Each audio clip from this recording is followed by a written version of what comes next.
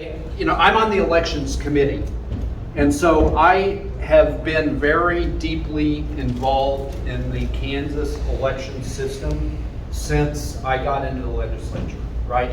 And honestly, before I got in the legislature, because they told us what our committee assignments were, and I went down to the Secretary of State's office, and I sat with all the people who do elections. I was actually, ironically, on January 6th, I was sitting in the Secretary of State's office talking to them about how we do elections in Kansas. That's kind of, I don't know, prescient, I don't know what the word is. But that's what I would, so I'm very involved in it. I know that there are a lot of folks that believe that, our election system is totally corrupt, or that there are, there's fraud and all that. I cannot speak for every state in the union, okay? I can speak for the state of Kansas. The state of Kansas has one of the most secure election systems in the country. The America First Policy Institute, which is Donald Trump's policy think tank, they rate Kansas as one of the top 8 states in the nation for election security. And it's because we do a lot of things right.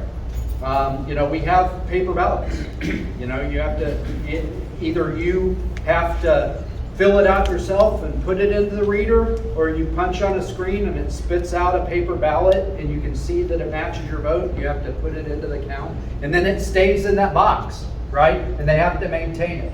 And then there's an election audit system that each county, each House district, the Secretary of State randomly picks a precinct and they do a complete recount. In every one of the 125 House districts, they do a recount in one of the precincts. And if that precinct doesn't match, they recount the entire House district by hand. And they have never had it not match once. And so we have a pretty secure election system, but there's still a lot that we can do, right? And it's about securing our elections and making our elections more secure, but it's also about public confidence in our elections, right? Because not everybody's a poll worker, not everybody, has been a poll watcher with one of the parties or one of the campaigns. And so to people who haven't actually seen it happen, there are some questions, there are some concerns. And so it's not just about making them more secure, but it's about restoring public confidence that they're secure. Because if there's not public confidence, it doesn't matter how secure your election is. People are not going to be confident that the election results reflect the will of people. And so the first session, we did a lot of things to address ballot harvesting. Ballot harvesting was frankly on display across the country, including here in Kansas, and it was not illegal, and nothing about it was illegal. So it's not fraud.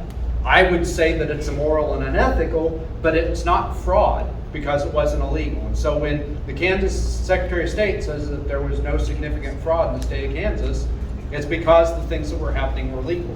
But I don't think that they should be legal, some of them. Like, for instance, let me give you an example of something that we fixed this last session. If I were, let's say, okay, tomorrow is election day, right? And I'm on the ballot. I'm unopposed in the primary, but I am on the ballot. I am opposed actually in my precinct. I'm running for precinct committee person for the Republican Party. But I'm also on the ballot as the Republican candidate for state representative. If I were to go tomorrow to the county courthouse at 8 o'clock in this shirt with that sign, and I were to stand in front of the courthouse and everybody who walked in shake their hand and say, "Hi, I'm Pat Proctor. I'd be honored to have your vote, state representative," that's illegal. It's a crime. It's called electioneering. And it's obviously illegal, right? I mean, let's say that I were to walk into the polling place with you and I were to stand there at the polling booth while you're filling out the circles and say, man, I really think you should vote for me. That's intimidation. That's voter intimidation, right? That should be a crime. And it is a crime. The challenge was, if I were to do the exact same thing in your house with your absentee ballot, your advanced voter ballot, it wasn't a crime. I could walk up to your house, because I get a list, right? From the clerk, I've requested a list of everybody who gets an advanced ballot. I can find out, hey, you're getting an advanced ballot today. I show up at your house, hey, I'm Pat Proctor. Let's look in your mailbox and see what's in there. Hey, look, it's a ballot. You want help filling it out? I could have filled it out for you. If you said, I'm physically not capable, could you help me? I could fill it out for you. And I'd say, hey, let me take that back and turn it in for you. I just watched you fill it out. If it doesn't have my name on it, it's my honor to go turn it in. That was all perfectly legal before last year. And what had happened, by the way, a Democrat representative from Topeka stood on the floor of the House and bragged that he does that. He was proud that his voters trusted him to help them fill out his ballot and turn it in. I couldn't believe it. I darn near fell out of my chair. I'm like, holy cow. It's on video. I've got it. I'll show it to you if you want. He bragged about it. I think that that's unethical, and I think it should be illegal. And luckily, a supermajority of my colleagues thought so too. We were able to pass the law. It got vetoed by the governor, and we were able to override our veto. So now a candidate can't touch a ballot that his name's on it, period. Some other things we tightened up. What was happening, out-of-state agencies were using AI and big data to target Democrat voters that never vote, but if they did vote, they'd vote Democrat. And they were just hammering them with ballot requests. And they were all already filled out. They had your name, all you had to do is, and it was already on postage, all you had to do is put it in the mail, and then you would get a ballot. And then if you didn't do the request, because they could see, because it's public information who requests an advance ballot, they'd just keep sending them to you over and over again until you finally put one in the mailbox.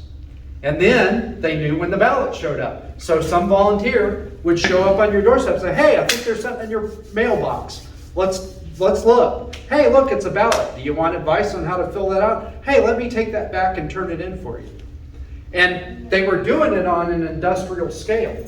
And, I won my election by like 400 some votes. It's a small district. I've got the prison where, guests of the state don't get to vote. I've got Fort Leavenworth where 9 out of 10 people vote in other states. So 400 votes is a big margin of the people who actually vote. You can do that very easily 400 times in a district. You do that very easily. And it was all totally legal. And so some of the bills that we passed a bill to make it illegal to do that from out of state, and it also made it illegal to pre-fill out. The ACLU, the League of Women Voters, and a couple of activist agencies, the Appleseed Coalition and Loud Light, immediately sued. They got that portion overturned about sending it from out of state because it's, we don't have the authority, interstate commerce, it's legally. But what did stick was a limit on how many ballots one person can turn in. Because that's the other piece, right? If you want to flip an election in the 41st district, our district, 400 times, you've got to get a ballot and go turn it in. That's a lot easier to do if each person can carry in 40 ballots than it is if each person can only carry in 3 or 4 or 5, which is the number I wanted. What we ended up with is 10. So it would take 40 volunteers to come to Leavenworth to flip an election through ballot harvesting, which, like I said, it's not perfect. I would have liked a lower number, because why do you need to turn in 10 ballots that aren't your own? And by the way, there were exceptions for caregivers and exceptions for family members and stuff like that. This is like 10 strangers' ballots. Why would you have to turn in more than 10 strangers' ballots? But that does something to address this ballot harvesting. Again, I'm one of 125 people. We have to get 84 votes to override the governor's veto, and she's going to veto anything that we pass. So there's compromise, there's stuff I want to do that we couldn't get done, but that's what we did last session. This session was really, to me, all about improving voter confidence and improving voter rolls. Because if you watch, has anybody ever seen the video 2,000 Mules? Okay, yeah, that was a big point of what they were saying, is there's a lot of voters on the, it's a thing about voter fraud. By the way, Kansas has already implemented every one of the recommendations in 2,000 Mules, so if that gives you any confidence at all. But what they were saying is there were a lot of people on the voter rolls that didn't live in those addresses. And I'll tell you, I live this, right? Because I go out and I knock on your guys' doors and I ask you for your vote, or I ask you to vote for the value of the vote amendment. I'll go to a door and there'll be 6 people who are registered to vote at that address, but only 1 or 2 of them actually live there. It's the 2 people who lived there before them and the 2 people who lived there before them. And so a bill that I sponsored this year on behalf of the Secretary of State that was signed into law it gives the clerk tools to check to see if somebody still lives at the address, and if after several elections they haven't responded, they can remove them from the voter rolls. The other piece is voting machines, right? If you watch 2,000 Mules, or you watch some of these other folks talk about voter fraud, they talk about how the numbers are flipped through the internet. Well, in Kansas, we don't have any counties that use machines that do connect to the internet. But what I did, I sponsored a bill on behalf of the Secretary of State that passed and has been signed into law that makes it illegal for a county to use a machine that can even connect to the internet. It's even capable. So now we don't have to worry about it because it can't happen. The other thing is, when you go to vote, I want to wrap up here. I want to respect your time, but when you go to vote tomorrow for the value of the vote amendment at the county courthouse between 8 and 5, you're going to walk in and they're going to check your ID, which I think is a really good thing. They're going to have you check. They're going to check your ID by having you put it in what's called an electronic poll book. It's basically an iPad with software on it. It reads the ID. They look at it. It's you. They put it in the thing, and then it checks you off the list. So you can't go someplace else and vote on election day. You've been scratched off the list. There was no regulation of those systems at all. Wow. It was whatever a county wanted to buy.